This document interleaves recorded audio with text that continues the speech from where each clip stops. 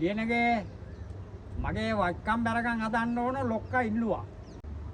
මං හදලා දෙන්නම් සර්.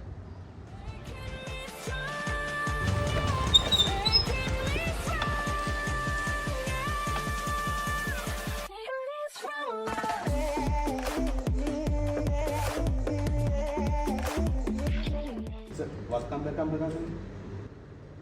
කො බලමු.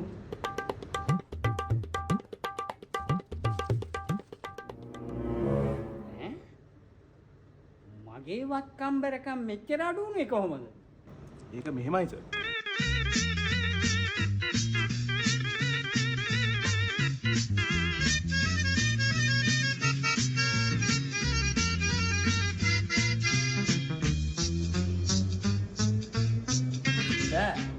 මගේ වත්කම් බැරකම් ප්‍රකාශය කො බලමු.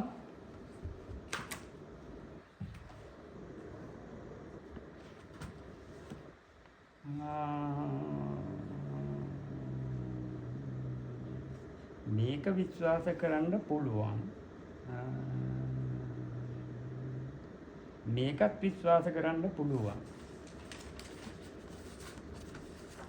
ඈ කොහමදාසේ තවමත් තියෙන පර්චස් 15 ඊටමක් 1,50,000ක් උනේ. ඕකස ප්‍රධාන පාරයිනේ තියෙන්නේ. ඒ පාර අපේ පාලනය තුල මන්තිරු 4ක් කරන්නේ නැද්ද හා? කරනවානේ.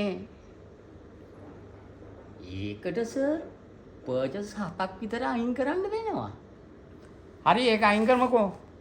ඉතිරි පර්චස් 8ටද ලක්ෂකමාර. නෑ සර්.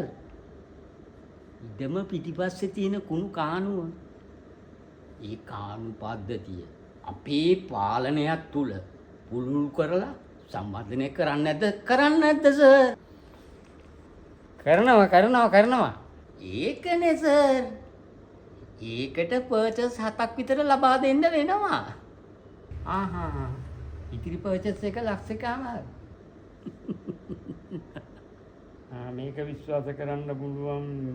මේකත් විශ්වාස කරන්න පුළුවන්. ලක්ෂ 20ක ස්ථාවර තැන්පතුවක් ඒක උපයාගත්ත විදිහ යට ලියලා තියෙනවා. ගම්මිරිස් අක්කරයක වාර්ෂික ආදායම ලක්ෂ 20යි. කොහොමද ඔය එහෙම වෙන්නේ? ඒ ඉඩම තියෙන සර් බදුල්ල පැත්තට වෙන්නේ. සර් දන්නවනේ මේ පැත්තේ දේශගුණයයි කාලගුණයයි ගම්මිරිස් වගාවට කියාපු දේශගුණය. ඉතින් මගේ ගම්මිරිස් වගාව වෙන සාර්ථකයි. ගම්මිරිස් කරල් වෙන ගම්මිරිස් වගේ නෙමෙයි. මෙන්න දිග. ඉතින් අයිති ඔච්චර ගාණක් ගන්න පුළුවන්ද? අපේ කරල දිගයිනේ.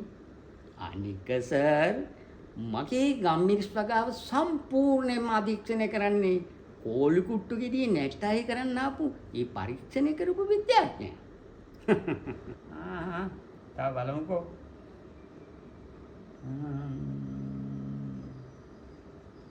මෝටර් රථ දෙකයි වටිනාකම ලක්ෂ 24යි. විච් කාර්ද ගත්තින්නේ. අනික සර් අපි මාවර මන්නේ ඉන්නේ හිඟන්නු නෙමෙයිනේ. කොයි ළඟදී අදපු තට්ටු තුනේ ගෙදර විතර. ඒක සර් ආපදාවෙන් අමතන් වූ පවුලක් වෙනුවෙන් හදපු නිවසක්. තට්ටු 3ක ගියා? දැන් සර් අපේ පාලනය තුල ආපදාවට ලක් වූ පවුලකට තට්ටු 3 නිවසක් දෙන්නේ නැද්ද හා?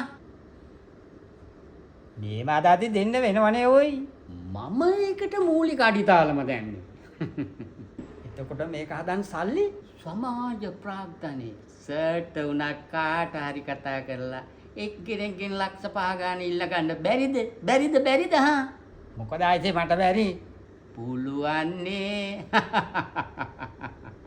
හරි මේක මට කියනවකෝ.